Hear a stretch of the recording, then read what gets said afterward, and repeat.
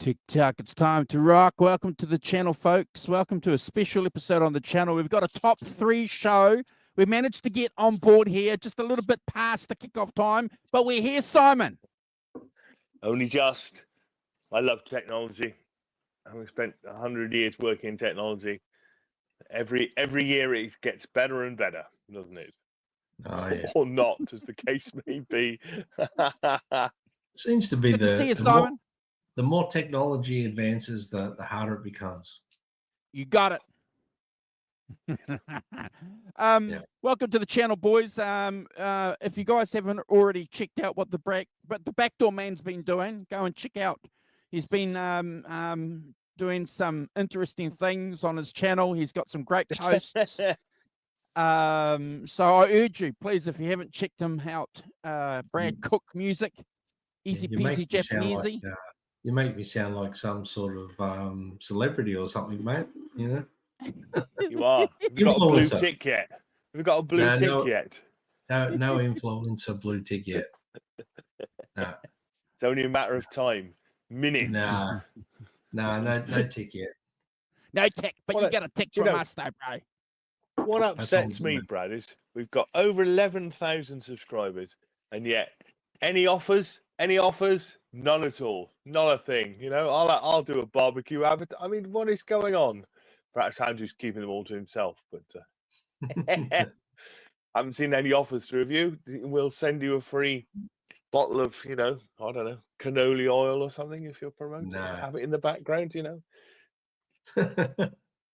No, I got a message. I got a message from a couple of people that wanted me to peddle a couple of things here on the channel. And it was a $300 credit and stuff like that. But if it was something music related, I would have considered it. But I think it was some kind of food. It was some food product or something like that. It was nice. It was nice. You know, it was nice to be asked. But you got to think about what we're doing here, guys. We didn't start this channel up to be peddling food products. I'm off to. I'm just going to knock off a minute while I go and find my integrity. It's around here somewhere. Yeah. No, that's fine. Yeah.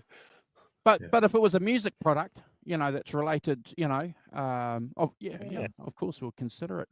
But good to see you, boys. Good to see you here on the channel. We've got a heap of people, Brad and Simon, in the chat, and we're going to have a bit of fun, like we said, folks, with the screen card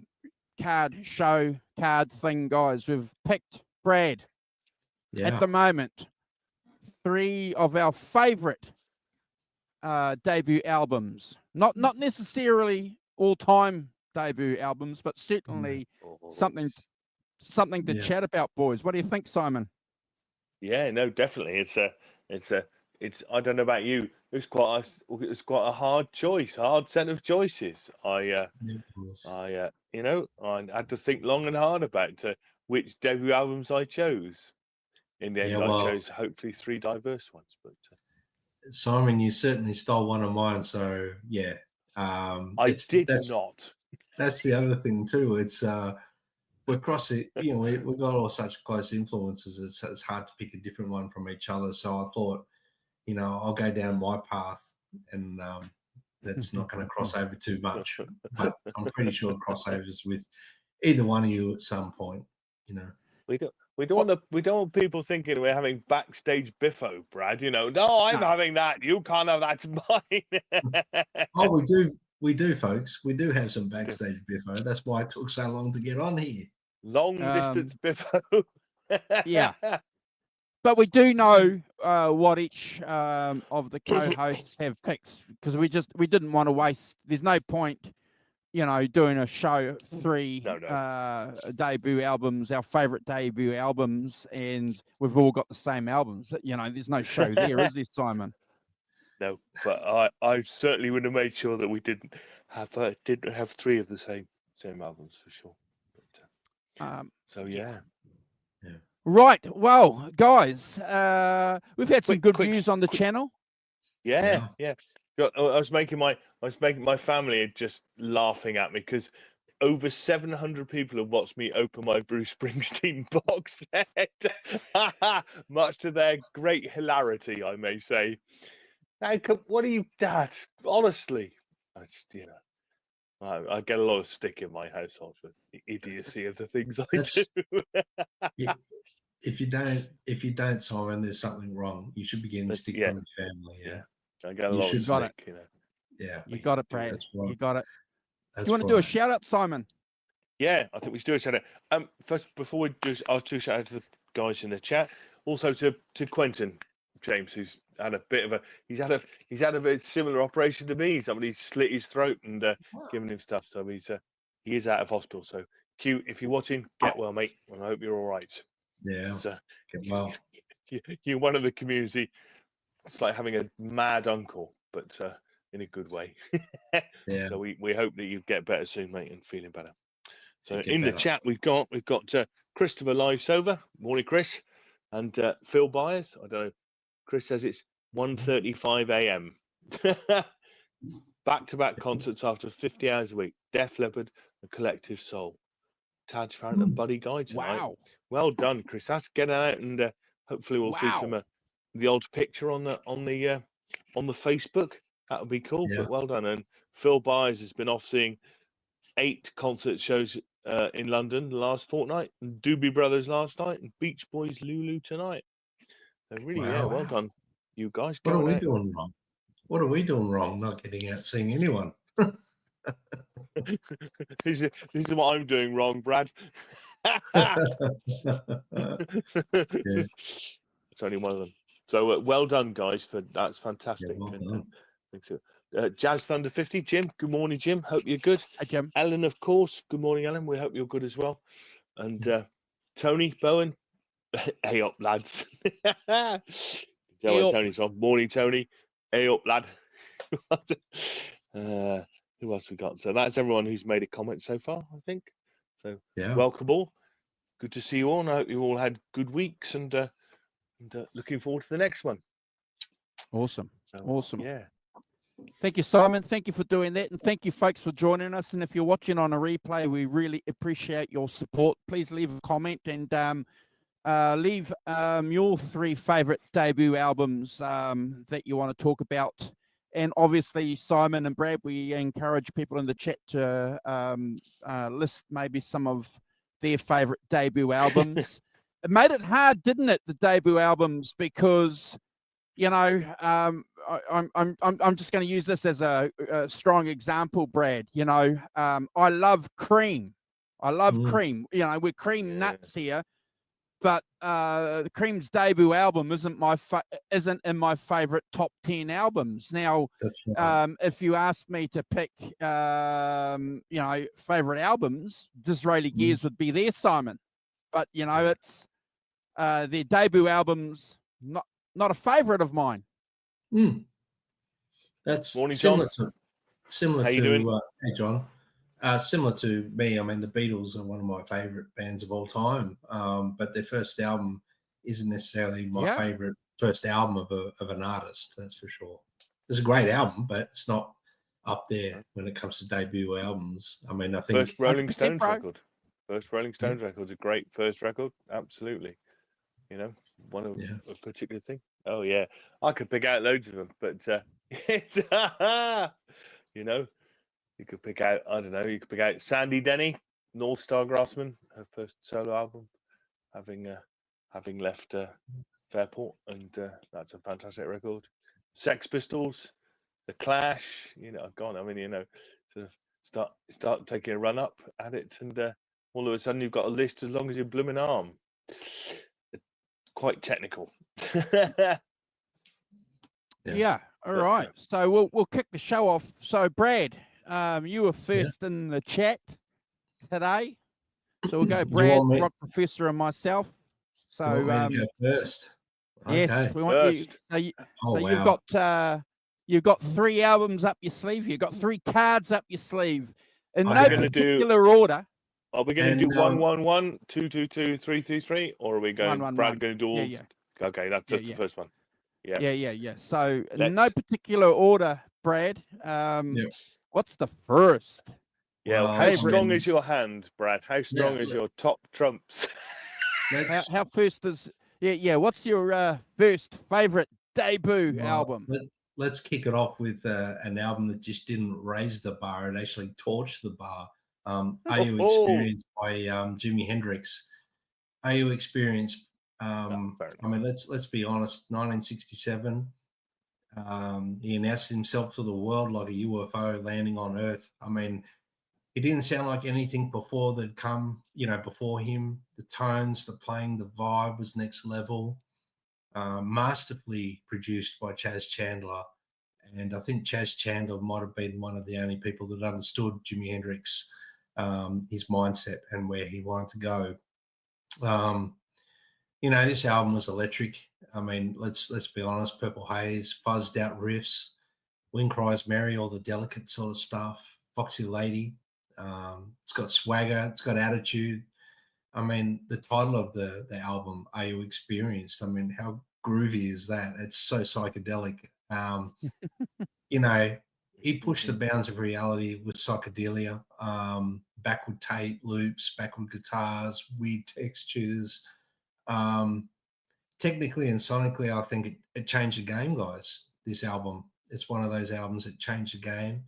Not only songwriting and recording wise, but guitar playing wise. I mean, controlled feedback, wild whammy bar dives on his Stratocaster, fuzz tones dialed in to oblivion. It wasn't just about playing guitar; it was about everything for Jimmy. And his singing, I mean, let's not put that on the back seat either. His singing suits the trio so well. But I've got to give props to Mitch Mitchell on drums as well. That jazz-like freedom style that he had on the drums, and Noel Redding on bass, keeping that solid low end. And as a trio, they gave Jimmy the room to stretch out and do his thing. I think this is considered one of the greatest debut albums in rock history, guys. I mean, Hendrix didn't just arrive. He redefined what was possible with the Stratocaster and a Marshall and an open mind on music. So I don't know if you guys agree with any of that, but I'd love to hear your thoughts on that. Yes. Don't agree with don't agree with the thing you said. Hey, time out. Time out. Time out. All of you. Time out. These are all timed out. See, you ask a silly question, get a silly answer. Yeah. Oh, look. I have to agree with you. Brad. Thank you for all that information and supplying us with your thoughts. Simon, do you want to tag on to what? Because you would have been in line buying this album back in the day, Simon. No, sadly, not quite. I know when we were about 10, was it 9 when it came out? So okay. I wouldn't quite have done, but wouldn't quite have been in line. But I mean, I can, as I've said on here before, I can remember watching Jimi Hendrix doing Purple Haze on Top of the Pops and things like. You have a clear memory of that, and it was always incredible. And I completely agree with you. It's a fantastic, game-changing record. Nobody had ever done anything quite like it. As we know, Hendrix is right up there for me in terms of great guitarist of all time kind of thing. It's extraordinary player, and this showed all his talents off to their best advantage. The first album, incredible, really, and he built on it with some more incredible albums. But came out of the gate absolutely firing on all cylinders, and it's a fantastic unique record, really. That hadn't nothing been seen like it before in terms of never a skip sounds. No.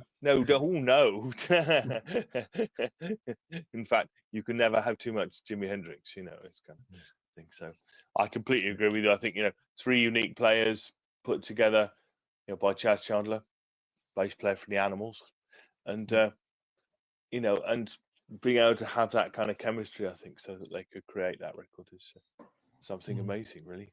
We're very lucky that we lived in a time where it's, when it came out, sort of thing. So Yeah. I do seriously completely agree with you that it's a fantastic record. And if you don't know it, off you go. Andrew. Yeah, thanks, Simon. And I agree with everything that you've said too about the album.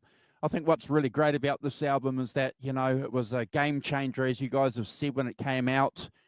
Not only for, fans, music fans, but other musicians as well. Brad and Simon were getting blown away by it. The Beatles, for example, the Rolling Stones were just being intoxicated by this music. And there was that reciprocity going around quite strong in London, Simon, around that period between, different acts and different bands, and Jimmy sitting in with Cream, and Cream being blown away by Jimmy, and Cream blowing Jimmy off, and Jimmy blowing Cream off. It was just, incredible. And we've spoken about that at some length on the channel too, Brad. Sergeant Pepper's coming out, and Jimi Hendrix going out doing Sergeant Pepper's, and people saying, "What are you doing? Don't do this." And he's saying, "But I want to do that because the Beatles are there, and I love them." And this is me saying, you guys are really, really cool. So yeah, I just a great time. Great time. Yeah. Great time for music. And I mean, it's one of those periods where I think musicians were being a little bit more experimental because they were, having the ability to spend that time in the studio doing different things, backmasking guitars, using loops and things like that. So yeah, I mean, there was a lot of really cool stuff going on in that time frame. But that's my first one, gentlemen. That's my first. It's not brilliant. In my, this is in no particular order. Obviously, I've just picked that as my first one to talk about today. In the game Well of top done. trumps, I'm going strong. Yeah. Oh, one Who's thing I want to next? say though, before I throw it back over to Simon for his intro on his first album, is that, and again we've spoken about this too a lot, was the Jimmy being an American, having to go, Simon, to London where it was happening, where music and that psychedelic movement and that edginess and that creativity, he had to go to London to do it, Simon, and took it back to America and blew the Americans away, Simon and Brad. Yeah, that's true. Yeah. Absolutely. Took it back to them, yeah. They come to England and then take it back to America for the Americans to get it. It's a bit like the blues and like the Rolling Stones and the blues and stuff and various others. Yeah, interesting back and forth there with a cultural exchange going on. Thank you, Brad. Well, no worries. Yeah. Who's next? Excellent. Well, I'm next. I've been toying. I'm going to go with this because there's a Hendrix connection in this. I didn't know this until I researched it. But my first debut album that I've got is Television, Marquee Moon, which is somewhat of a different thing you'd think from Jimi Hendrix. But Television formed in New York in 1973, so not really a punk band, but a kind of follower of that Velvet Underground, New York underground scene. And it did give rise to people like, so obviously punk bands like the Ramones, and also more art bands like Talking Heads, Blondie, Patti Smith. They're all in that coterie of musicians. But as I say, found it with Tom Verlaine is the lead guitar player, and bassist Richard Hell and the Voidoids. I know if you don't know the song, You Can't Put Your Arms Around a Memory. That's a fantastic song, that is, which I think so. So Richard Hell and Tom Verlaine started the band, but they eventually left, and they got Fred Smith on bass. But they also had their main thing is they got the twin lead guitars of Richard Lloyd and Tom Verlaine, and it took them 3 years to get to a point where they could record their debut album. They did a single on Orc Records called Little Johnny Jewel, but it's a bit different to. So they recorded it in September 1976, and the engineer was Andy Johns, clearly of Led Zeppelin and Rolling Stones, which was. I think Tom Verlaine wanted some sort of jazz. He wanted a jazz producer initially, but he wasn't available. So they went with Johns, given his background in classic rock, and he gave the band that clean, transparent sound, and really highlighted the twin guitar interplay between Verlaine and Lloyd, which is interestingly, Richard Lloyd was born in Baltimore and moved to New York with his parents, lived in Greenwich Village, and he had a friend who had guitar lessons from Jimi Hendrix. So this friend of his would go off and have guitar lessons from Jimi Hendrix, come back and show it to Richard Lloyd. So Richard Lloyd indirectly is linked to Jimi Hendrix by indirectly having lessons from him and stuff like that. But that's which is an amazing kind of coincidence. I thought that was linking back to you. I think that if you listen to the record, it's the main thing is the interplay between the two guitarists. They're quite different guitarists. It's not blues really at all. It's not blues stuff. There's a lot of melody, a lot of chromatic scales, and quite jazzy stuff sometimes. With Tom Verlaine's kind of clipped lead tones and quite nasally vocal tones that are an acquired taste for sure. So I was playing some of it to my friend Terry yesterday, and he said, I can't get past the voice. It's which I understand. I think it's that is a particular thing. But I think that as I say, that there's interestingly, there's a great beauty, I think, in those two interlinked lead guitars playing together. For me, anyway, Richard Lloyd more kind of a bit more melodic, and Tom Verlaine a bit more dissonant and angular playing. But considering all sort of known as a punk band, it's the interesting thing about them is that long guitar solos. I mean, the title track, Mark Human, is 10 minutes 40 long. And they kind of stopped, and they wanted Andy Johns wanted to fade it out, and Tom Verlaine said no, and play to the end.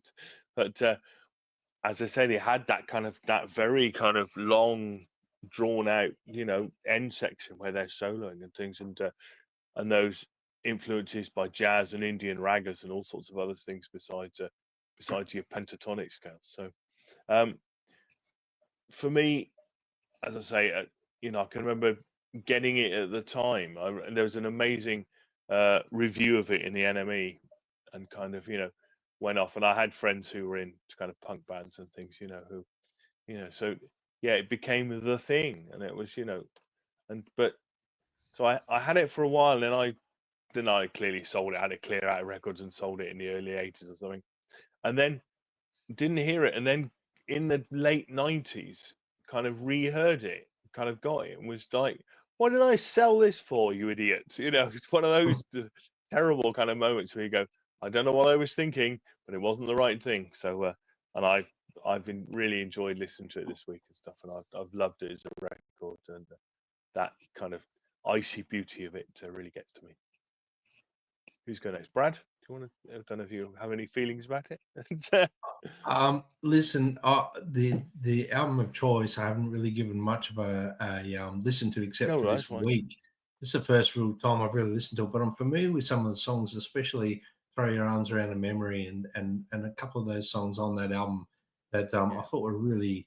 I mean, I've actually heard Guns N' Roses cover a couple of their songs as well. That whole punk thing, it's yeah.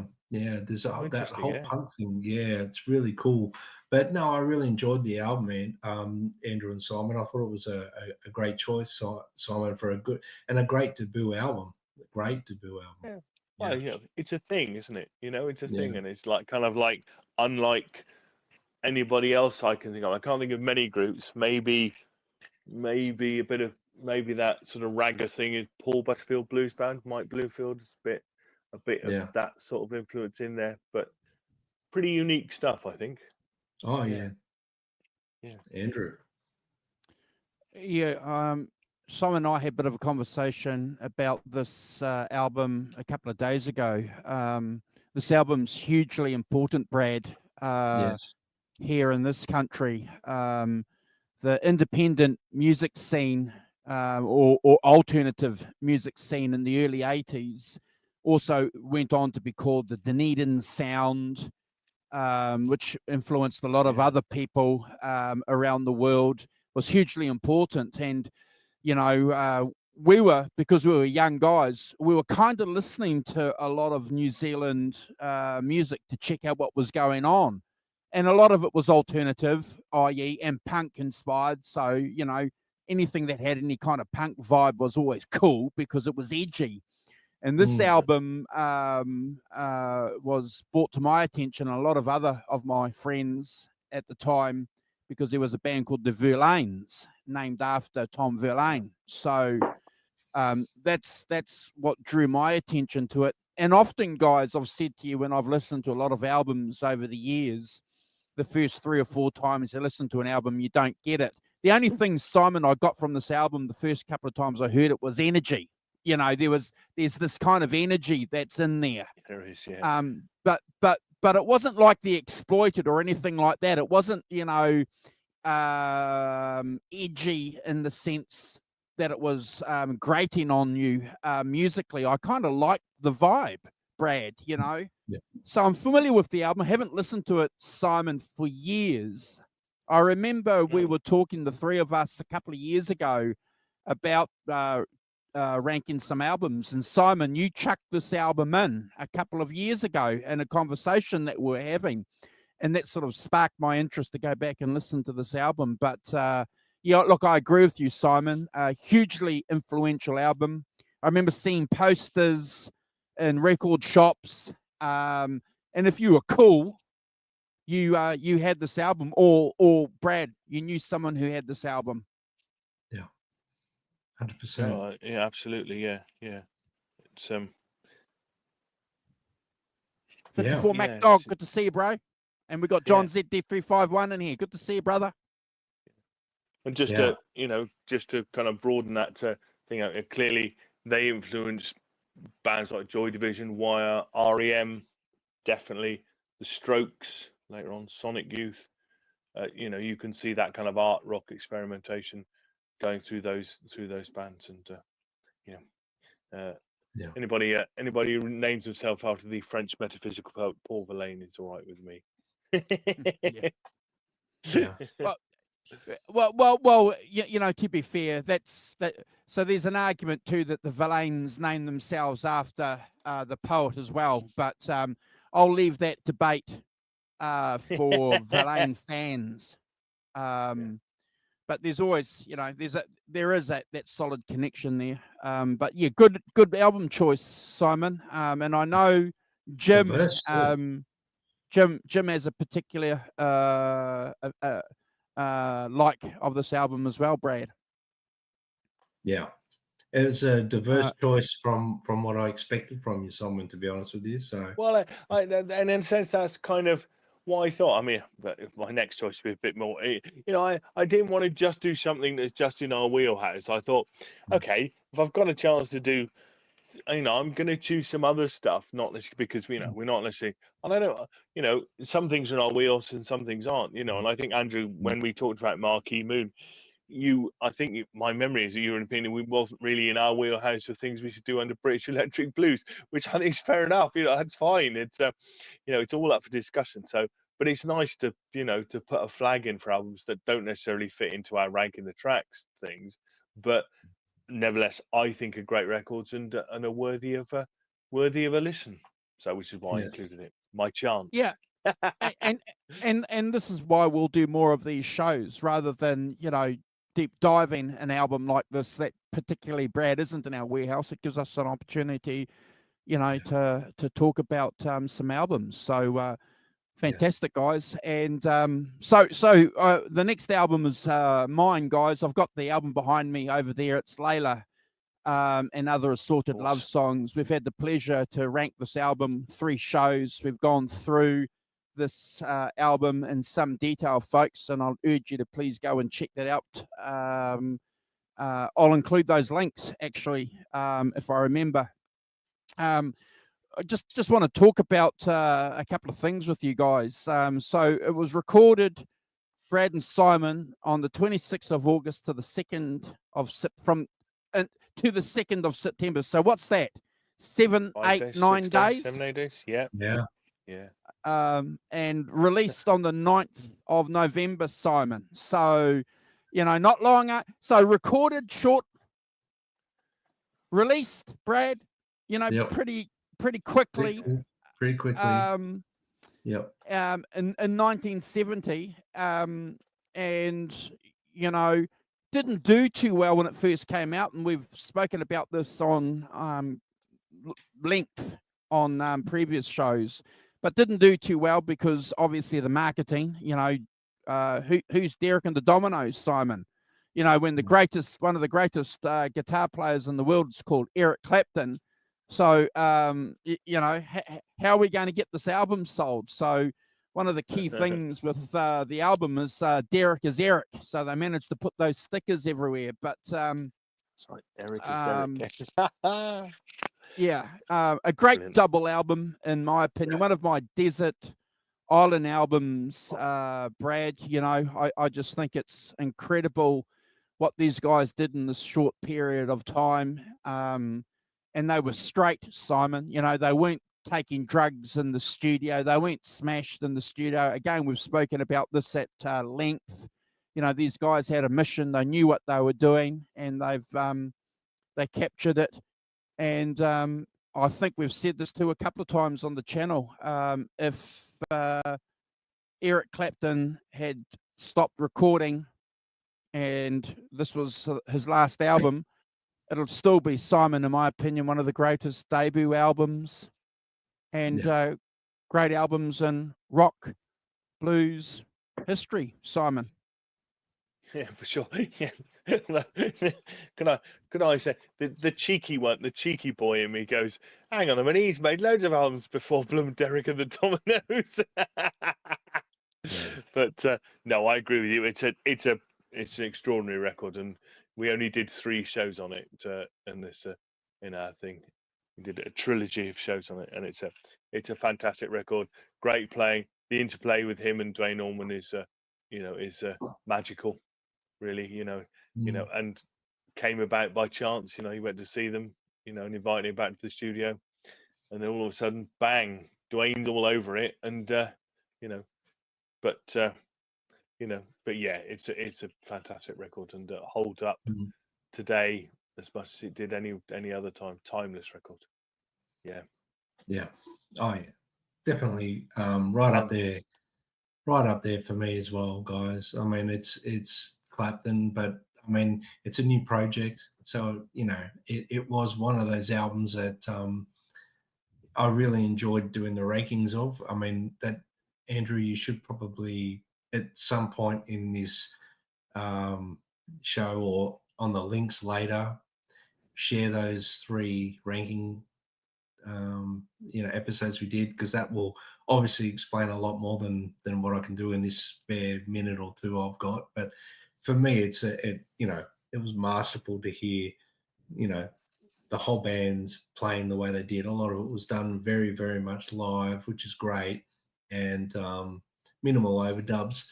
And Clapton, obviously, he was at that place in his life where he was, needing to do that album. And I think, that reflects on the whole album. I mean, for me, one of the highlights on it is Bell Bottom Blues.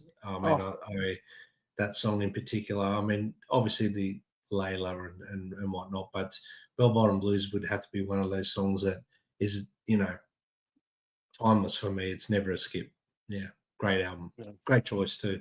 Great choice. And, mention to the rhythm section, and particularly Bobby Whitlock, I think, as being the sort of unsung foil, kind of overshadowed by Dwayne Allman. But you know, that keyboards and the singing, the harmony singing that he did with Clapton is fantastic, and makes that record as, you know, I think as much as Dwayne Allman being on there as well, you know, all the way through. Have you listened to the, was it Derek and the Dominos live at the Fillmore? That's a great record, and you know, and clearly, you know, it's just the four of them. And Yeah. Bobby Whitlock does a fantastic job of filling in all that other stuff, and brilliant singing as well. So Yeah. yeah, Thank great you record. guys. And before I pass it on to Brad for his second album, I just want to mention one other thing, guys. You know, about the album. You know, an album, you know, that did really, really well in England, Simon. You know, when people realised who it was, you know, had a strong following, and you know, it just blows me away, Brad, that you know this kind of American-inspired music on the album. You know, people in London in the middle of winter, and Liverpool and Manchester were buying this album, Simon, you know, and digging it and being blown away by it. Yeah, incredible. Yeah. Brad. Good points. Good points. Wow. My next one is an absolute doozy. You know, game changer for me. Game changer for everyone. And it's a little different, but it, you know, while Hendrix was melting minds and asking, "Are you experienced?" the next choice for me is the Doors album by the Doors. It's an absolute, you know, it's an epic album. It's coming from a completely different angle though. It's a bit darker. It's more theatrical, moodier. You know, it's a 1967 release as well, and you know, from that point of view, you got songs on it like "Break On Through." You know, it's got that cinematic sort of thing going on as well. You got poetry, you got jazz, blues, theatre. It's all twisted together. It's very hypnotic. The album is very hypnotic because of the keyboards, and masterfully produced by Paul A. Rothchild. I mean, you've got, like I said, Break On Through, Light My Fire, The End, Soul Kitchen, Crystal Ship. I mean, I could go on. The whole album's a masterpiece in my eyes. This album highlights Jim Morrison he wasn't just a singer, he was a rock and roll shaman. His lyrics were intense, abstract. He was unapologetically dark with songs like The End, which felt more like a short film, really. And, you know, that slow building tension part of the song into full blown chaos, and then back to, like, you know, fresh air blowing, you know, this is the end again. And Light My Fire obviously was a radio hit, but it was also a 7-minute, you know, epic on the album. And it highlights Ray Manzarek, who was a massive part of this this band, and the guitar solos from Robbie Krieger and John Densmore on drums. They all had that unique sound that was very drony and atmospheric. Again, I'll highlight the rhythm section, you know, that jazzy, tasteful sort of guitar playing from Robbie Krieger. You know, you've got the John Densmore sort of thing on there, but Ray Manzarek was, in my opinion, like half the band. He was the bass. There was no bass guitarist. You know, live he used to play all the bass lines on a Fender and a Rhodes and a Gibson organ. And the Doors, for me, brought a whole new tone to rock. They were darker, introspective. You know, they weren't about peace and love and everything. They were more about a little bit more about chaos, sex, death, and unknown stuff. But you know, it was a compelling album, and definitely a game changer. I mean, each album the Doors did, you know, got a little bit more artistic and a little bit more expressive. But as a debut album by a band, this is an absolute masterpiece, guys. I know what you think, but tell me I'm wrong, and please don't say anything bad because I'll time you out. Ray. Well, it's well, as we've done it on the show, haven't we? We've ranked the tracks on the show, so clearly in our wheelhouse. I agree with you, Brad. You know, the Doors are one of my favorite bands. I've got everything. I've got all their albums, and I love all their albums. The debut is a fantastic record.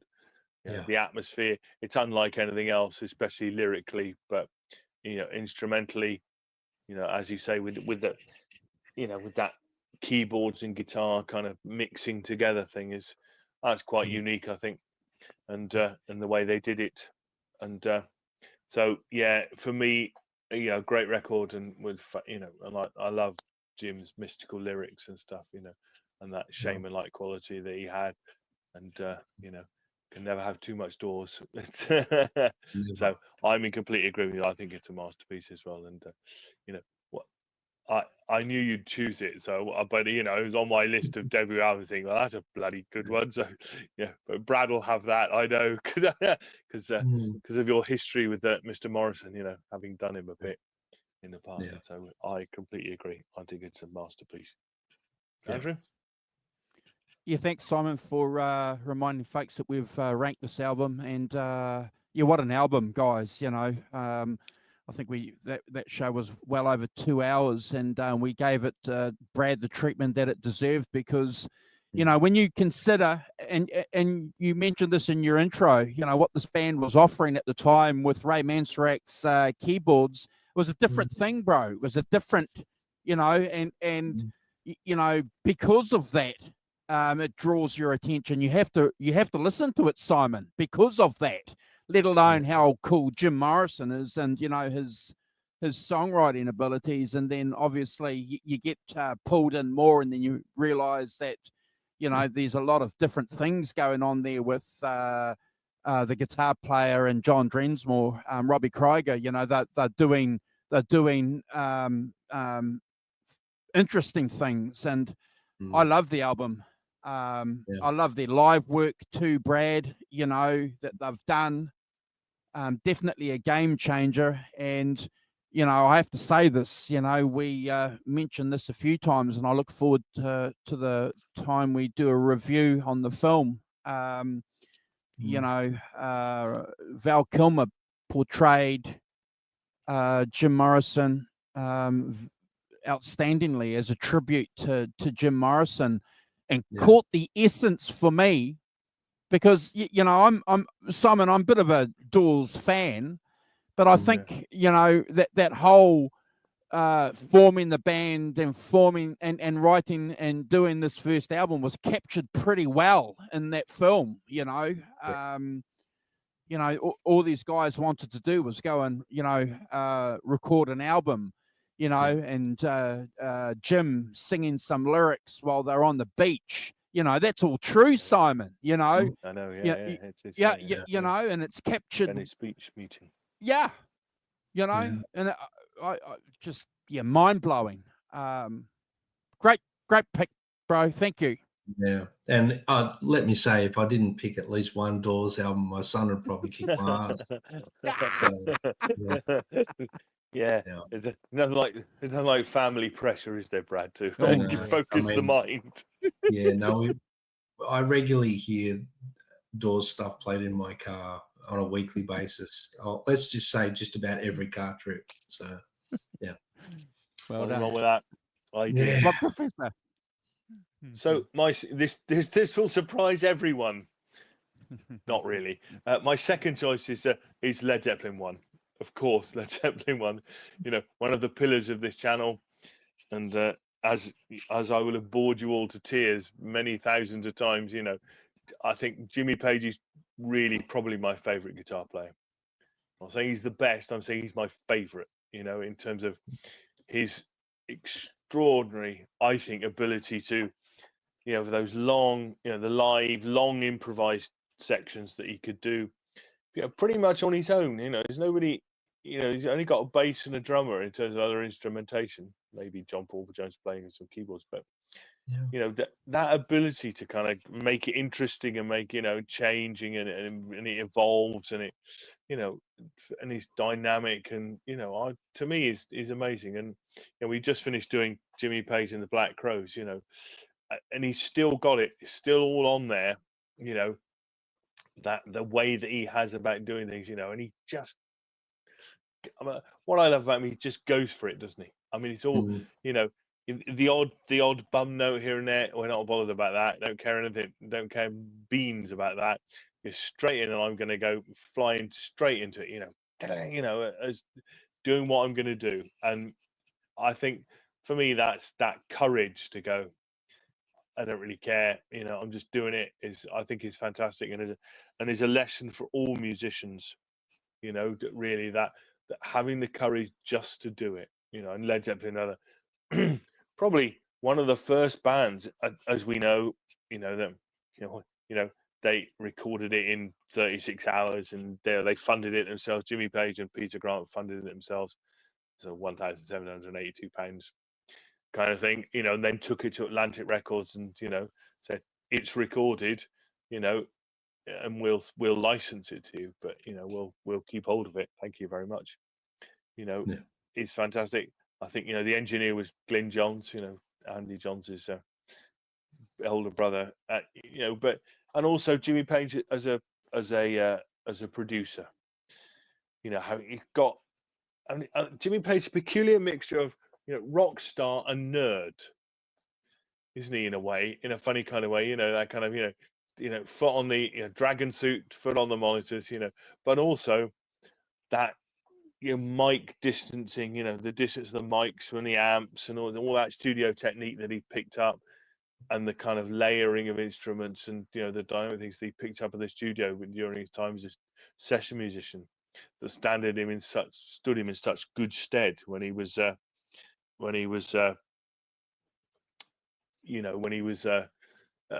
before he started Led Zeppelin, and he brought it all into Led Zeppelin, that kind of him and doing all of that stuff. And and you listen to those records, they have a fantastic sonic quality to them, even the originals that unlike anything else. Again, and I think that's some of that is down to the musicians. There ain't no one like John Bonham, no one. And you've got, when you just start, you can start on Good Times, Bad Times, that opening, drum solo that just starts. That's soon as you go, I know what we're getting here. The old rapid use of the bass drum triplets done on a single bass drum, which is still extraordinary. And there's such a fantastic band, and we all know the story where they got together, in a for the first time in a rehearsal studio, and they started playing Train Kept a Rolling, and the magic was there straight away. Nothing, didn't have to work it out, it was straight there. And this has got, I've got the classics, isn't it? Good Times, Bad Times, Baby I'm Gonna Leave You, You Shook Me, Dazed and Confused, Black Mountainside, which demonstrates Page's acoustic guitar and his interest in those different tunings, modal Eastern influence stuff, straight from the first record. All those things are in there. And Communication Breakdown, the old rock and roll thing. It's and some slow blues.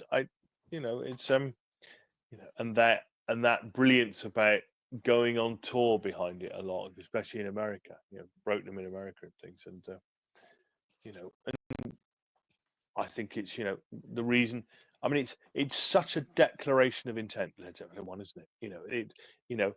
It's Page's vision. I know what it's going to be. I know what it's going to sound like, and it's going to sound like it's bang, right between the eyes, and doesn't sound like anything else. And the later albums expand on the the folk, the mysticism, and all the other stuff. But it's all there in the first record, I think. And that journey that they go through the following albums is this is the roots of it. And so, as I say, for me, a classic first record, and I still listen to it now, and it's still fantastic. Yeah, Brad, what say look, you? I have to. This was one that was on my list, so I think you stole this one off my list there, Simon. So time out for you. I did not. No, I agree. It is a, from the very first track, Good Times, Bad Times onwards. I mean, it's bombastic. It's got everything you want, from Led Zeppelin all in one package. It's, from that explosive first note, and the drum fill, like you said, the kick patterns in the first song, 2 minutes 45, Good Times, Bad Times goes for, and it's, eye-opening. You're just in for a ride, and you know, second track acoustically, "Babe, I'm Gonna Leave You," you know, and the journey of the album itself, the way it's structured, and I think we've discussed this once or twice before. You know, when we've ranked and whatnot, the order of the songs is brilliant. The way they've composed this album as a package, and more to be listened to as a side one, side two than you know, individual songs like we do today, like modern artists do today.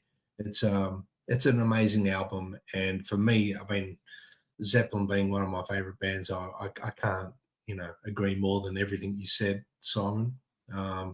You know, I could talk for hours about Led Zeppelin. I don't want to take up all the time here, so I'll pass it over to Andrew. But yeah, Simon, great choice, Andrew. Well, Yeah. indeed, and Cheers, we bro. are of one accord on that, aren't we? In that we probably would have chosen it if the other hadn't chosen it.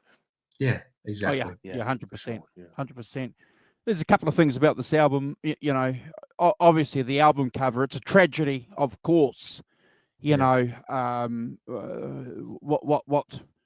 what happened with you know, the Hindenburg. It's a tragedy, but for a rock and roll album, I was just always fascinated. And Led Zeppelin 2 as another album cover is just incredible.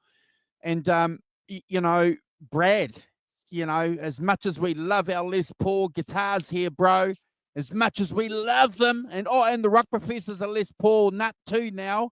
Yeah. Led Zeppelin 1, a Telecaster. Yeah.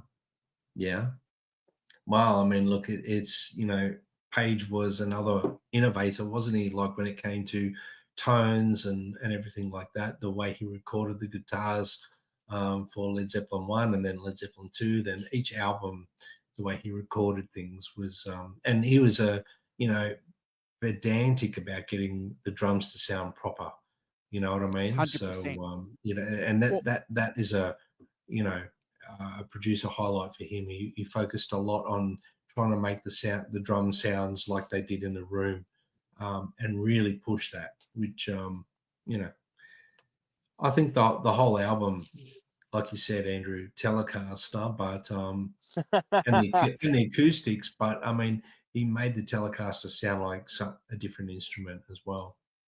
yeah, 100%. Oh, okay. So Mort's Morty's Diner Diners. is crappy luxury. Good to see you, bro. In Thank you. disguise. In disguise, With- yeah, in Yeah, stealth. with glasses and a beard, so we didn't recognise him. Good to So, see you. Good to see you. So I just want to remind folks too that we've ranked that album, and we've also, the three of us got together and we did a wonderful show, Becoming Led Zeppelin, when that film came out early in the year. Simon, we got together and we ranked. Well, no, we didn't rank. We did a review, didn't we, of that film? Yeah. And that film goes into considerable depth, doesn't it, guys? Explaining what Jimmy, as Simon said, had in his vision. mind for this album and for this band and for this project, Simon. No, completely. Yeah, no, I think that's right. And that background of his session work in the 60s, and you know, when he was Little Jim to Big Jim Sullivan's Big Jim, and all of that, and how he met John Paul Jones on that same sort of scene, the records they played on, and what it taught them, and then the background, you know, the sort of, you know, the sort of background, the cultural background, things that are going on in London and you know elsewhere. Yeah, it was a fantastic movie, and I think, you know, that you know, yeah, I'm really pleased that we went to the cinema to see it, because it definitely benefited from being in the old surround sound, the earth shaking. 100%. Yeah. Did you 100%. just a small point, Brad? I was listening to stuff yesterday about Led Zeppelin and sort of the making of, and I think it's one of the I think it's You Shook Me. I think Jimmy Page said he played a flying V on it. Oh wow. Okay. Now, I haven't had a chance to really check that out, but definitely the guy says, oh, except for one, I think it was You Shook Me, where he plays a flying V on it. I was thinking, really? We'll have to go I was not aware of that. We might have to check with Mr. Garber. Sir I was just going to say, Alan, Alan, if you're watching, am I talking nonsense quite a lot, or is that true? I will go and investigate it, but I haven't Tim Thomas. Good morning, Tim. How you doing? Hope you're good. Oh, good. It's fantastic to see some people in. Brilliant. So Okay. anyway, yes, that was my none of my little nuggets that I gathered doing some background research on this. But yeah, fantastic record. Yeah, Mort, I thought about doing the Blues Breaker album, but it's not John Mayall's debut album. He did an album before that, so I couldn't include it. But I get exactly where you're going with that album. Simon, the next album that I've picked to talk about as far as debut albums is this album here, Stevie Ray Indeed. Vaughan and Double Travel, Texas Flood, a great debut album. Another We one mentioned stolen earlier, off Brad's list. Yes. Yeah. yeah, we mentioned, Thanks, Andrew. yeah, sorry, bro. We mentioned how quick the Layla album was recorded in 6 or 7 days. This album, Brad, was recorded in 2 days from the. That's right. Just give me a second, bro. I think I've got some notes here somewhere. Yeah, All the recorded best albums were.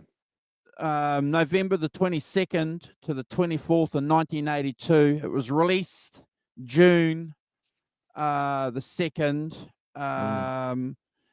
And it was number 16 here in New Zealand. The Layla album that I picked didn't register on the charts the first year that it was dropped, guys, because nobody was buying it because they didn't know what the album was. But certainly with this album and a couple of videos attached to it, and it was the rebirth, Brad and Simon. We've spoken about this. We did a show with Jim talking about Robert Cray and his influence in the mid-'80s, how he jumped on, the waves and rode the waves that were set in motion by Stevie Ray Vaughan with this album. Just an incredible debut album. Brought blues back into fashion, Brad. I'm going to go out and say that because nobody was listening to blues. It wasn't on the radio. It wasn't on video shows. It was considered old hat. And Stevie Ray Vaughan came along with the Stratocaster, Simon, and just gave us that intensity of that Texas blues vibe and brought it into pop music, Simon. No, completely. In fact, I was having this discussion with my friend Terry yesterday. He was asking me what albums, when we were playing some Stevie Ray Vaughan, and I was saying to him, well, he kind of reinvented it. He reignited, the blues thing that had really gone dead by the early '80s and stuff. And him, Gary Moore, a bit later, but that reignites, but certainly down to him, I think, more than anybody else, for sure. Yeah. I mean, guys, you know how I feel about Stevie Ray Vaughan. So for me, this album in particular was definitely on my debut list. I mean, what an epic 2-day recording, let's be honest, and the majority of it's done live. So it was press record, and they went. I think they would go for 2 takes or maybe 3 takes, and that was it. They picked the best one, and that just goes to show how epic a band Stevie Ray Vaughan had behind him as well, with Chris Layton and Tommy Shannon. So Double Trouble being his backing band. For me, it wasn't all about Stevie Ray Vaughan. It was about the 3 of them, the trio. It was an amazing achievement. And those guys in the band, Tommy Shannon and Chris Layton, were equally as important as Stevie Ray Vaughan is to the blues. I mean, the way they, put that stuff down, it's some epic. I mean, you got to listen to Chris Layton. He's a phenomenal drummer. He's a phenomenal drummer. He has a feel like no other drummer.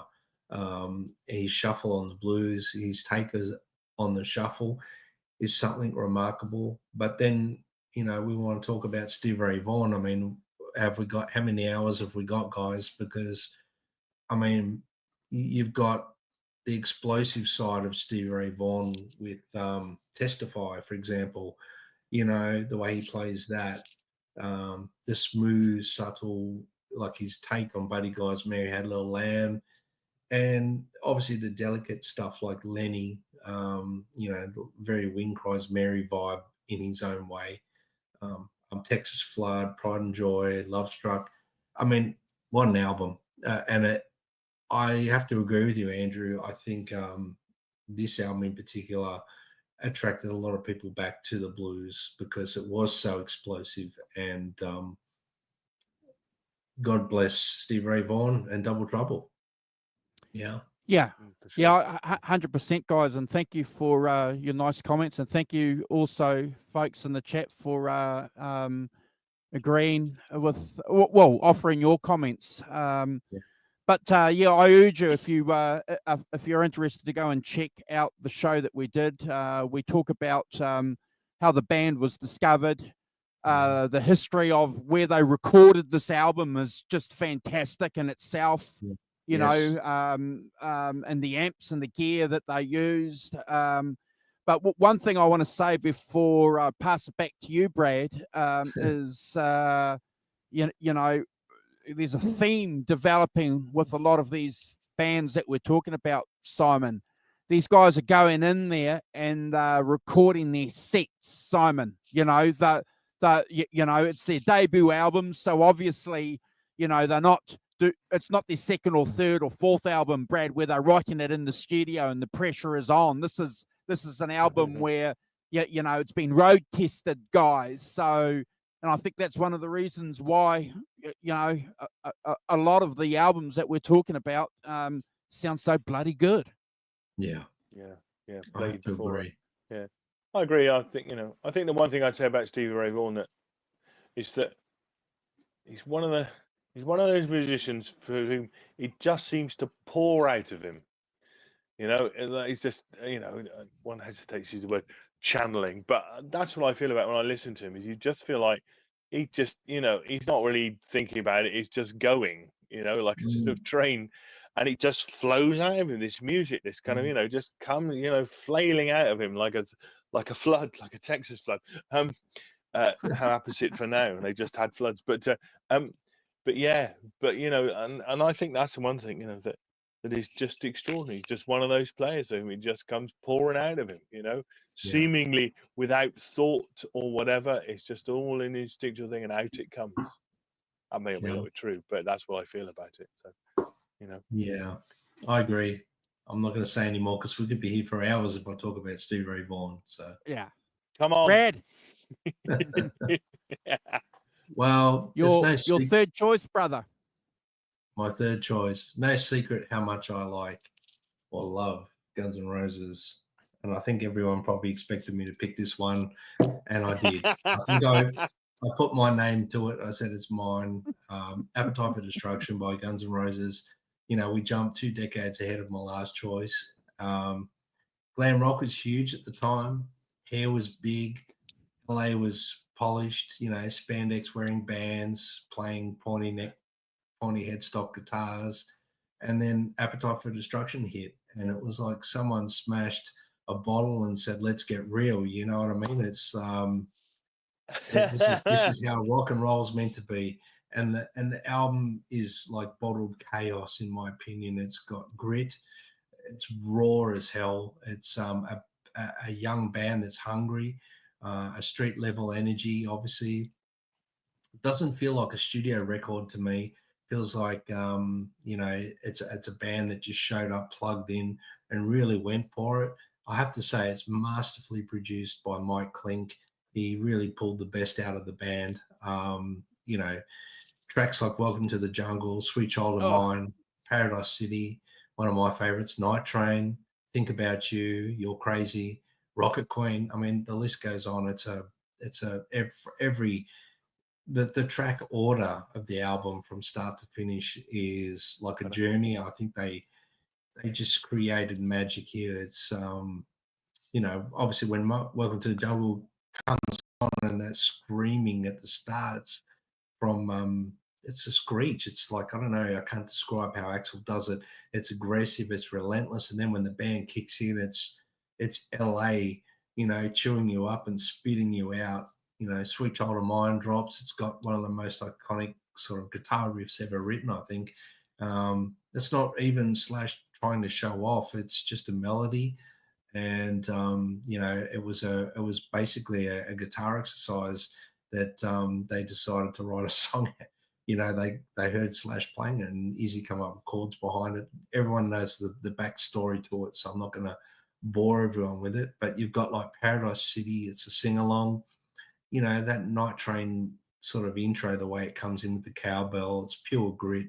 Um, it's an album that's like a band writing about their lifestyle at the time, booze, chaos, and rock and roll. Axl Rose was wild, unpredictable, expressive, unhinged.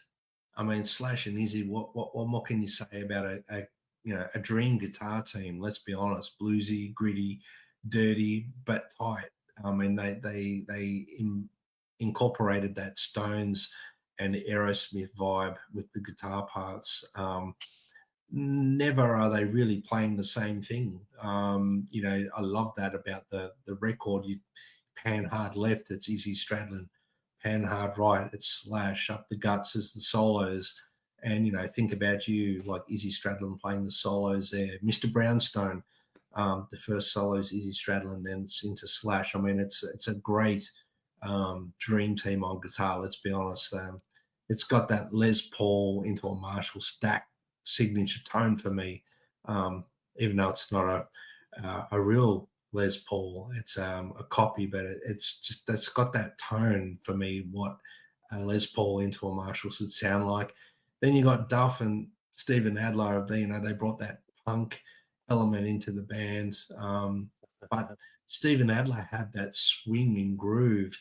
I mean, I could talk about this album for hours, guys. Appetite is, you know, one of the best-selling rock albums of all time. I think it's sold well in excess of 30 million copies worldwide. You know, let's acknowledge it as a real absolute masterpiece in rock music, and I think it's the real deal. The band at the time were not trying to be anyone but themselves. I don't know how you guys feel, but if you knock it, I'm going to time you out. Simon. Well, as we rank the tracks on it, I'd say two things about it, Brad. I think that I'm going to use the A word. You know, I think that it is authentic. You know, as you said, that they're writing about their lives, writing about where they are, and that authenticity shines through for sure. You know, whether you like it or not, you know, it's not fakery. It's not, you know, it's what's it in, you know, in the words of the great Bruce Springsteen, you know, I've never done a day's work in my life, you know, which he started off his Broadway shows with. You know, it's like, it may look like it, but I don't. Whereas I think, you know, that authenticity comes through, and also I think that what really sets it apart is the fact that, you know, it's got Paradise City on it, and, you know, and then the melodies, you know, it's the melodies, that kind of having that pop edge, that pop sensibility. You know, Sweet Child of Mine, it's fantastic. You know, they're fantastic, you know, songs with fantastic melodies, you know, that lift it, you know, out of just being sort of, you know, riff crazy into another territory. And I'm, you know, it doesn't surprise me at all if it's sold 30 million copies, because that appeal, it broadens the appeal of it as an album to lots of people. And I think that's, you know, it's a really important thing to point out. So that's the two things I'd say about it. Andrew. Yeah, I was in line buying this album when it came out. They had dropped the video of Sweet Child of Mine on a program, and the video is so cool. You know, just, you know, blew me away. And the song, the melody, that intro, Brad went and bought the album. And I just, you know, I know it's a cliche sometimes when people say this, and we may embellish it a little bit, but I can tell you, I remember listening to this album continuously. I remember I had some friends come over, and we were having a few beers, and I had the cassette tape, and I think we listened to it about 6 or 7 times in a row, just, Yeah. you know, turning it over and being blown away by it. Because the only other band, you know, that was a rock band at the time that friends were listening to, and it's a great album, don't get me wrong, was Def Leppard's Hysteria. But there's no comparison musically and with attitude when you can compare Hysteria with what's on Appetite with Destruction. You know, it's got that edge, Brad, that you spoke about, you know, that crunch from the guitar, 2 guitars going, you know. The album was cool. You opened up the album and the guys are sitting there and they've got a keg, you know, and they're wearing aviator sunglasses. It's just, you know, just an incredible album. And as the Rock Professor said, you know, we've ranked that album on the channel, and every song, for me, in my opinion, is incredible. There's not a dud song 100%. on that album. Nope. I just adore it, Brad. I just, and again, if this band had just given us that album, we'd still be talking about it. 100%. 100%. It's they captured magic on that album. That's all I'll say. I mean, it's one of those moments in rock history that are very hard to repeat. I mean, even Guns N' Roses, you know, I love all their material, but they've never really created the same sort of magic as that. And I think a lot of it comes down to because they were living it, guys. They were living their music. They were writing about what they were doing and things that were happening to them on the LA scene.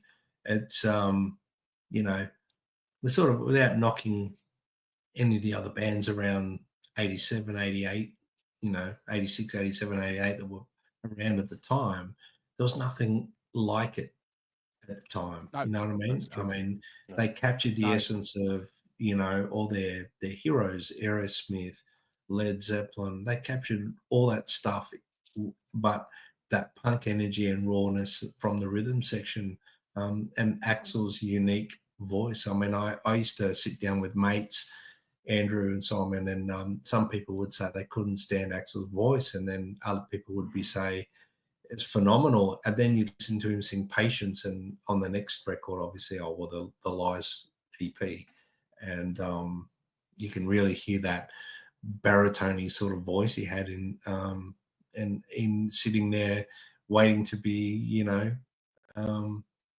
like a burning candle in the background. He had such a diversity with his voice, and the album in particular, obviously, you know, I still listen to it. I still honor it, and I still will be, you know, probably playing these songs to the till my parting day. It's I'll be playing these things on guitar again soon, so I'm excited about that. And I can't wait. It's great. It's a great album. Ooh. Yeah. Bit of news there, eh, Brad? Taking the Just a Guns little N' bit. Roses out on the road again. Just a little bit of news, yeah. Just a little bit of news. Yeah. But yeah. So awesome. just to say, Appetite for Destruction, 5 singles. Yeah. Five hit singles off it. Amazing. I think it took a while for the momentum for the album to take off too. It did take a while because it just, for some reason, it took traction after I think Sweet Child of Mine, and then they pushed it really hard. I think the record company Geffen pushed it hard after it took traction, but it took a while for it to take traction. Yeah. Yeah, well, they went to England. And again, it's one of those great debut albums. You know, the band recorded it, happy to get an album deal. They recorded it and went to England, Castle Dunnington, you know, where they did Paradise City, the famous video. Yep. And then they came back, you know, and it's a rock and roll story, guys. And they come back, and all of a sudden, people are buying, you know, talking about this album. Yeah. Yeah. I love it. Cool. Salmon. Thank you. So my third choice, again a bit more left field, not something, is the first Pink Floyd record, Piper at the Gates of Dawn. The only album to feature the great Roger Keith Sid Barrett, who sadly succumbed to the psychedelics and disappeared after the first album, really, and never came back. Although you'll notice that on like on Pulse and there's always a Syd Barrett song. There's a Syd Barrett on Pulse. There's Syd Barrett on all the compilation albums. There's always a Syd Barrett song. So clearly he was to keep him in the manner in which he needed to be kept. In his latter days and his mental health issues that sadly the drugs brought out in him. I think he probably was still quite a fragile character, but yeah, I mean, if you're familiar with later Pink Floyd, it's not really like later Pink Floyd. I think the difference between Syd Barrett wrote pretty much all the songs. I think Roger Waters wrote one, and they are kind of Astronomy Domini is a kind of spacey kind of weirdy jam thing, with Syd Barrett and Richard Wright's organ playing, very much kind of playing a bit, quite sort of surreal and stuff. But and then you've got was it the Gnome, Interstellar Overdrive is another one. You've got the Gnome and you've got the Scarecrow and Bike. I've got a bike, you can ride it if you like. It's got a bell and a thing. It's like sort of whimsical kind of lyrics to it that are quite English in a kind of links with maybe the Kinks or someone like that. They're not like Kinks songs, but they have that kind of Englishness to them that is pretty unique, really. They're recording it at Abbey Road Studios, same time as the Beatles were recording Sgt. Pepper's. Wow, how incredible! Quite different records, but and as we all know, Piper at the Gates of Dawn comes from the book Wind in the Willows by Kenneth Grahame. It's the title of chapter 7. So that's my little nugget of knowledge. But it is a thing, and it, as I say, it has that kind of whimsy, that kind of Englishness to it, that kind of mixed in with the psychedelia, and a kind of almost kind of some of it's almost like childlike in its its cinema, in its images and things, unicorns, floating swans, and whatever. It's but I think it's got, again, I'd say it's got tunes. It's got good songs. I think I can hum them.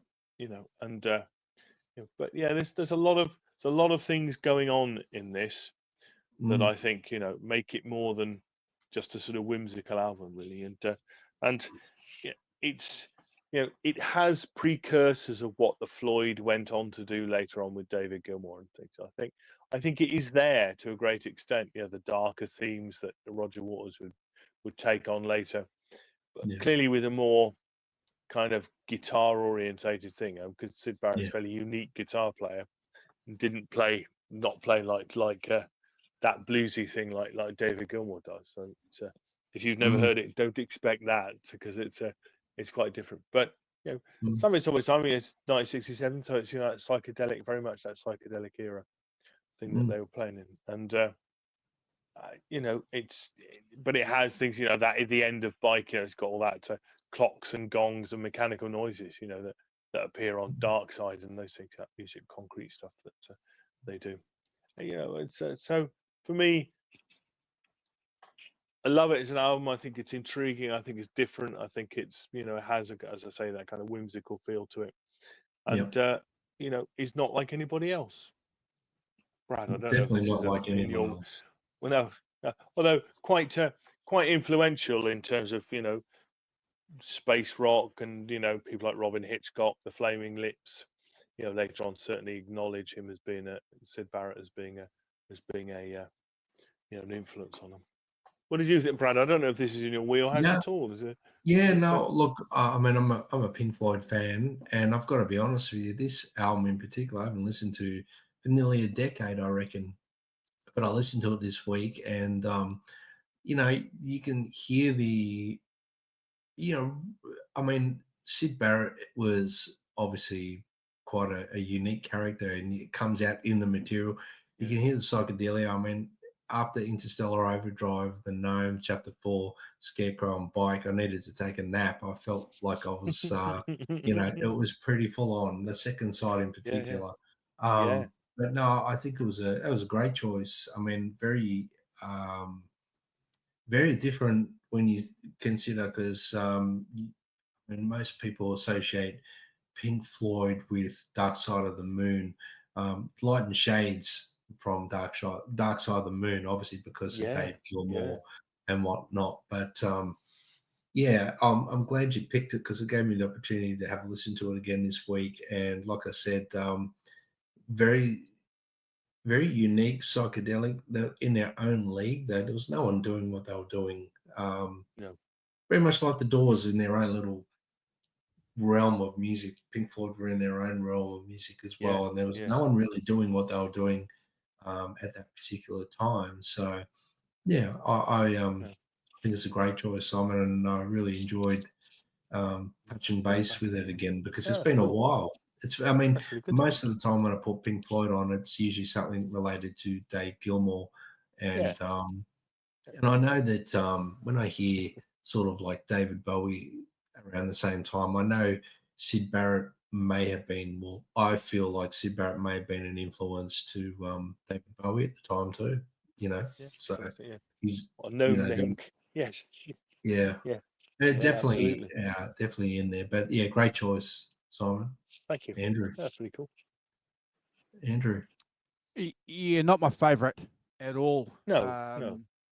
Yeah, I'm a Dark Side of the Moon, Gilmour, Pink Floyd fan. I've listened to this album probably about 2 or 3 times. I get what they were trying to do. I get the show. You watch the documentaries and they talk about the Floyd, and it was a complete experience. It was about, the underground. It was also, the message. What was the message, and using film and lights, Simon, to carry their act through. I get that. They were cutting edge. Interesting. It's an interesting piece of. I think Tony's put a comment here of English musical history that we've got. I like the fact that Simon mentioned that this band never forgot Syd Barrett. I like that this band always pays tribute to Syd Barrett. A little bit like Mick Fleetwood with Peter Green always pays it back to the founder. It'd be nice if Mick Jagger and Keith Richards did that every now and again, wouldn't it? With Brian Jones. But at least there are a few acts out there, Brad and Simon, that are doing that. But I agree, Simon. It's not in my wheelhouse, but I get what they were trying to do, and I think that's the key here. And I get that whole movement. That's an aspect of that psychedelic movement, that experience. That, for example, Cream were part of.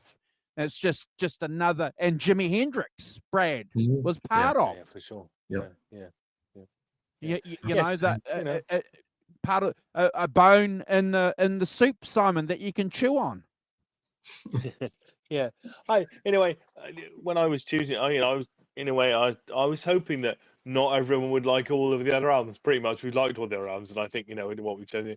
So it's quite pleasing to me that you. Well, it's not really in my wheelhouse, but you can recognise there's something there. I think is the important thing, and I think that so. I in a way, I'm glad that we did, that it isn't something you would have picked in a month of Sundays kind of thing. So that pleases me, No. But if you went back and listen to it once, I listened to all of them once kind of thing, just to familiarise myself. Not that I don't know how you experience, because I know like the back of my hand, so it's fine, But I'm pleased because it promotes some discussion, doesn't it, and kind of different viewpoints. Yeah, 100%. Andrew. So what's your third choice, boss? Oh, okay. My third choice. So just hold on for 1 second. We've got a new person, Ichabod Crane. Crane. Yes. The warning queen of the murder scene. Oh. I've no idea what that is. Is that a band or an album? I'm not familiar with it either. Ichabod. Okay, so the pick. Thank you guys. So the pick I've picked is this album here. I'll get rid of the comment. Give me a second. Is this album here? Definitely Maybe by Oasis. And I just want to do a bit of a shout out to Oasis. So one of the reasons why I've picked this is because the band has got together. They've had about a week and a half, Brad and Simon, touring already. Live 25. It's the first time the band has got back together since 2009. And I remember this album. I think I've got some notes here, Simon. It was recorded 17th of December from 1993 right through to May 1994, and it was released in August in 1994. But if you go and watch the documentary Supersonic, it talks about how and why there was a delay with the album, the way it was mixed. They had, I think, two attempts to try and mix it, Brad, and there was a problem there. So what alerted me to this album was a guy called Cookie who worked in the local record store. And he knew that Carl and I and a couple of other guys were Rolling Stones and Beatles nuts. And he said, oh, look, there's this album coming out that's heavily inspired by the Beatles. And we thought, oh, we're not interested. Don't want to listen to a tribute band or something like that. And he said, no. These dudes are inspired by them, but, they're full on rock and roll. So I remember getting the album and thinking, wow, I was pleasantly blown away. And, I know that they get disparaged by a lot of people over the years. Online, people are disparaging them. But I think from my perspective, one of the reasons why I like this band so much, Noel Gallagher's guitar, he brought that guitar back, Brad, where it was just power chords. He changed the band. There was no leads, basically. He wrote all the songs, which is one of the reasons why the brothers had a problem. The rock professor speaks about this a few times. The brother woke up and realized that the other brother was living in a bigger house because he was writing all the songs. But I'm not ashamed to admit that I'm an Oasis fan. That 1990s period where you had alternative rock, you had the American guys like Soundgarden, Stone Temple Pilots, Pearl Jam, and then you had the British, rock guys, Simon, giving their interpretation of rock and roll again. And I've got to say this, guys, all these songs are on the top 10, guitar-based music, rock and roll, was on the top 10. And I like the attitude too. We always talk about a band and the attitude. Brad, you spoke about Guns N' Roses having that attitude. These guys never hid their attitude. 1 minute they're just working class guys from Manchester, and then all of a sudden this album drops, and within weeks, Simon, they are the biggest act in the world. So, go and check it out. Great album, and they haven't hidden at all, Brad, their love for the Beatles, the Rolling Stones, the Faces. They still speak about it now. And if you say, oh, they just sound like the Beatles or the Rolling Stones, well, they'll tell you, yeah, so what? Steal from the best. Well, I actually think that's one of their kind of genius not marketing ideas, but one of the ideas is that it would appeal to someone of my age who grew up with the Beatles and agree with the people who never heard of the Beatles, and I think that's it. If you're going to have a reference, then reference the best. Steal from the best. And I think that they did. What's the story? They absolutely did that brilliantly. Tightly focused and on the songs, and with those bits mixed in. You thought, wow. Yes, we managed to stun John ZD351.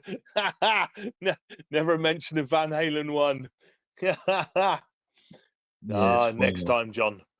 I'm sure it's going to be in another episode of the best debut albums of all time. There's plenty of them, John.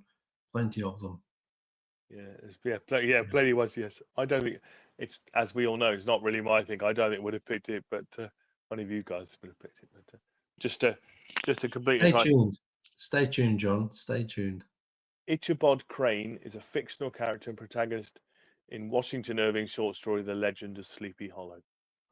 Yeah, I thought I recognised it from somewhere. So I went and looked. So there we are. A great name, fantastic name, Ichabod. Well done. Anyway, sorry, Brad, I got off on a tangent, surprisingly. Huh? Oh, well, for me, I mean, Andrew, I mean, you picked a good album. I mean, they brought back, in my opinion, British pop rock. You know, and there were other bands around the time that were like spin-offs from Oasis too. You know, that British rock pop, I mean, Blur, all these other bands were coming out around that time, and it was this is pop music. It was popular music, yeah. British pop rock music, sure. yeah. It was one of those albums. I think it was one of the fastest selling debut albums in British music history, wasn't it? Something 9 times platinum or something. I've got in front of me here. So yeah, it was a groundbreaking record at the time. I remember it coming out, and I remember thinking, you know, these guys think they're the Beatles, these guys think they're the Stones, but in retrospect, I did the same thing with Lenny Kravitz, who, you know, Stay Tuned debut album, maybe that will come up as well, Let Love Rule. But I'm saying like there were bands around at the time that were spin-offs from Oasis because of the popularity of this record, Andrew. So yeah, and I haven't listened to this album for a long time. I listened to it this week, Andrew, and I was quite pleasantly surprised. You know, the feel of the record, the sounds that they got as well. I mean, they went for that real retro vibe, didn't they? The guitar tones, the everything. Well, they had what they could afford, and that's one of the great things about this album, because they're using cheap Marshalls, if Marshalls were ever cheap, but they're using, you know, entry-level Marshall amps, Epiphone guitars, Bonehead's using a Riviera, and so's Noel, as well as Epiphone Les Pauls. So, you know, Vox amps, Simon, you know, they were using gear that they could afford. And, you know, again, it's one of those great things, you know, that we like about bands. Singing pretty much their set as well. A lot of the songs that Noel had wrote on this album, in fact, 90% of them were 2 or 3 years old, you know, because they'd been writing songs since I think the band formed around 91 or 92 when they were known as Rain.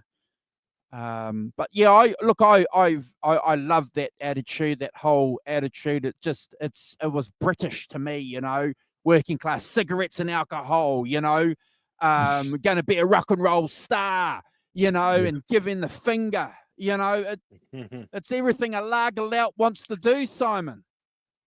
Or even a non-lager lounge. Just the Ichabod Crane mentioned the Warning, Queen of the Murder Scene. The Warning are a Mexican rock band from Monterrey, formed in 2013, fronted by the Villarreal Velez sisters, who play guitar, drums, and bass guitar. They released 4 albums, 2 EPs, and 18.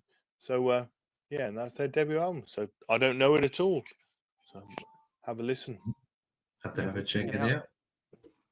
Okay. But yeah, I had a lot of fun negotiating that album again, because my attention was alerted to it because of the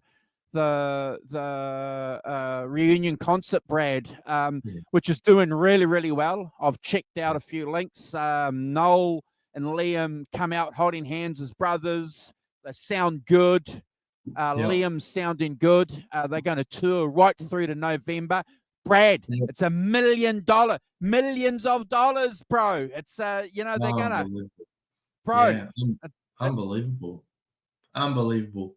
I mean, good on them. About time, really, they got back together and decided to do it, Andrew. That's all I can say. You know. Well, I'd like to see them hopefully, you know, get together and record an album, and I'd like to be surprised because we know that Noel has a blues bone. Remember, he was playing in that tribute to Peter Green a couple of years ago, and he Yeah. loves the blues. So I'd love, you know, I don't know how Liam as a singer would fit into singing blues. I don't know how that would work, but I'd love to see something. I'm sure, mate. I'm sure we will see something. I'm sure. I'm sure we will. I'm But sure. We'll yeah, I've see had a bit of fun, bro. I've had a bit of Yeah, fun no, talking about yeah, these albums. it was great. Before we go, Yep. before we go, I want to. I'm going to wait for Simon to come back. So, out of my 3 albums, what album would you pick for your desert island, and what album out of Simon's would you pick for your desert island album? Just one album out of Simon's and mine, please. Yours, I'd have to say Layla. That would be one Yep. because it's a double album, so there's a bit more to listen to. Good point. And most definitely be, actually, maybe Texas Flood, or I'll go with Layla. I'll start with that, and Okay. I'll probably pick Led Zeppelin 1 from Simon. As definitely. Can I pick 2 from you? Texas Flood as well. Okay. All right. Because he's not here. I'll give you 2. Yeah. But they're definitely those ones, Andrew. But I mean, they're all good choices, and I like the concept of doing this sort of thing on the show, Andrew. It's fun, and you know, it gets people talking. Like, John, where's the Van Halen one? Well, stay tuned. It's coming. It's coming. You know, it's coming. Out of your albums, for me, out of your albums, gosh, that's really, really tough. I'm going to have to go with Guns N' Roses, bro. I'm going to have to go with Guns N' Roses. Out of Simon's, I have to go with Led Zeppelin. Led Zeppelin 1, bro. Definitely, hands down, out of his picks. And when he comes back, we'll ask him what his picks are. But yeah, I'm glad you enjoyed it, bro. I'm glad that you thought, we'd have a bit of fun picking this because, you know, as John said earlier on, you know, how many albums didn't make the list, you know, and there's a dozen more. Well, I mean, if you're only picking 3, it's like flipping a coin, isn't it? I mean, or rolling a dice. Sorry. I mean, there's so many choices, and it's going to land on one side. So, really, I mean, I could have picked a number of other albums straight off the bat, but I went with those 3 for now. And you know, Led Zeppelin 1 would have been one I picked. Layla would have been one I picked, and Texas Flood 100%. I would have picked that as well. But yeah. Yeah, I would have gone with, well, Fleetwood Mac was originally on my list. I would have gone with Fleetwood Mac. Simon, Yep. Sorry, the man came with the week's grocery shopping. He's not supposed to come till after 9:30. So it's all good. So Brad and I, we picked albums from each one's pickings to go on a desert island with us. So out of your selections, I've picked Led Zeppelin, and I picked Brad's Appetite with Destruction, and Brad picked, what did you pick from mine, Brad? Layla, but there's a close second, Texas Flood. And from Simon? Oh, Simon, it had to be Led Zeppelin 1. Led Zeppelin, right. Yeah. So Simon, from my selections and from Brad's selections, what's your desert island album, please? Probably Are You Experienced from Brad's. Yep. Very short head from the Doors. And from yours, that's tricky. maybe as a contrast, I'm gonna have Texas Flood, Stevie Ray Wow. Vaughan. Well, because it's not like any of Cool. the other things I've got, so it's a it's a change up. So yeah, that's what I'm gonna choose. Fantastic. Awesome. Well, So some good comments there from Yeah. folks in the chat, guys. So Brad, Yeah. you've got the pick next week, bro, for the rankings of the tracks.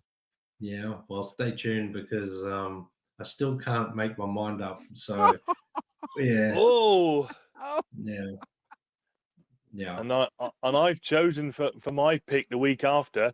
We know what we're doing next today, and we're going so up to date. We're going right on the money.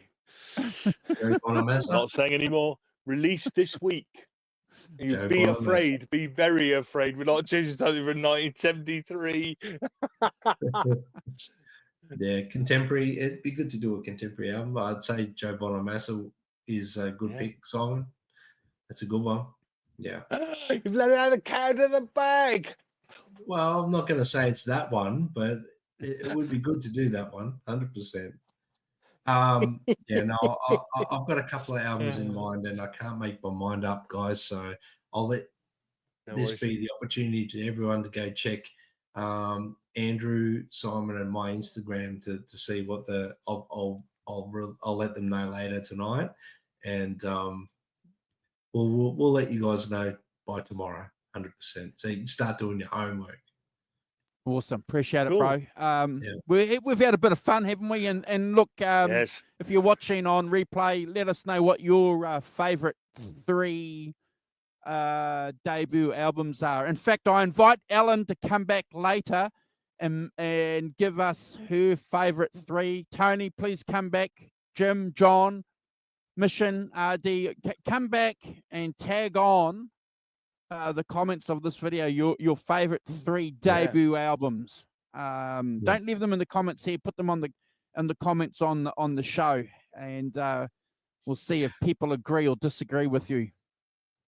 Also, they all have their own ideas for sure. Absolutely. The thing is, guys, a show like this, it's hard to pick your favorite 3 top debut albums from each artist, because every debut album from, I've got probably 20 or 30 favorite debut albums, so I can't pick, I mean, I picked randomly out of those, so I wouldn't cross over what your picked, Simon, and what your picked, Andrew. So it's hard. It's hard to do it. I agree. And I wanted to pick like slightly more left field choices, maybe not things we'd have on the show and stuff, like television and things, Yeah. because as you say, I got a list. I mean, somebody mentioned in the chat, the Birds' first album. There's loads of first albums. You think, that's a fantastic first album. I really love that. God, to pick 3 was something of a crisis, frankly. But as I say, I chose them from a particular angle, which is, maybe people hadn't heard, maybe people hadn't listened much to Piper at the Gates of Dawn. They hadn't heard Marquee Moon and stuff, and maybe you can go and go and investigate them. You don't have to like them. That's fine, But Right. That's kind of where the angle I was coming at it from. And I get it, Simon. And so the next thing that we do like this, folks, it's going to be, we all know the debut album's important. We all know that the follow-up album is really, really important. But we all know the third album. The third album, Simon, is the crunch for a lot of bands. So the next show we do is going to be our favorite third album. Oh my Lord! You're making it nice and difficult now. Yeah. And we know that we're going to pick that album because there would have been a lot of pressure put on the band because that dreaded third album. The dreaded third album. Oh my Lord! I've broken out the cold sweat already. Yeah. As Jim says, John says, the third one, the third album is the most important. Well, I've already got one of mine. I know what one of mine is. Oh, good. Oh, good. I feel happier now. I've got one. All right. We're going to have a bit of Alright, fun. Simon, do you want to fantastic. do a bit of a I'll do a shout shout out out? to And, we'll, to Tony. and you can go and put the Morty. groceries away. Yeah, they're on the table at the moment. Yeah, just yeah, get the fish fingers away quick. They're Oh! defrosting Oh! nicely. Oh! You're right. So, 54 Mac Dog, fantastic. Morty's Diner, Crappy, good to see you. Thanks for joining. Tony Bowen as well. Lots of great comments. Tony, thank you. John said, sorry we upset you, John. It's not our intention. Jazz Thunder 50, Jim. Thanks, Jim. Ellen, of course. Great to see you, Ellen, every week. And thank you so much for your support. Yeah, fantastic. incredible. Ellen, Fittle Mac Dog. Mission RD100. Good to see you, Mission. Hope you're well as well. And Ichabod Crane. Thank you. And thank you for your contribution as well. That was interesting and good, both with the name and the album. And Arvin as well. Arvin, good, great to see you, Arvin. Thanks for joining. Morty's Diner, Jazz Under 50. Ellen, me, Tim Thomas. Nice to see you, Tim. Fantastic. I don't know if we put you to sleep or not. Morty's Diner, Ellen. Scroll back up to the top. We had Christopher Lysova and Phil Byers, who are now slumped over their desks, having gone to sleep halfway through. So, yeah, thanks everyone for joining, and great to see you. And got 15 people watching, which is very nice. So, thanks everyone, and take care, and we'll see you next week for as yet unknown. The unknown album. But John's nailed it there again. First album's the best, second's leftovers, but it's that third album, Sinkles. Yeah. So that's going to be a great show, boys. Yeah. First, you've got a lifetime to write, haven't you? Then the second one, you've got 3 minutes to write and whatever. So yeah, cool, fantastic. Take care, all right, and we'll we're see out you here. next week. Take it out, boss. Bye.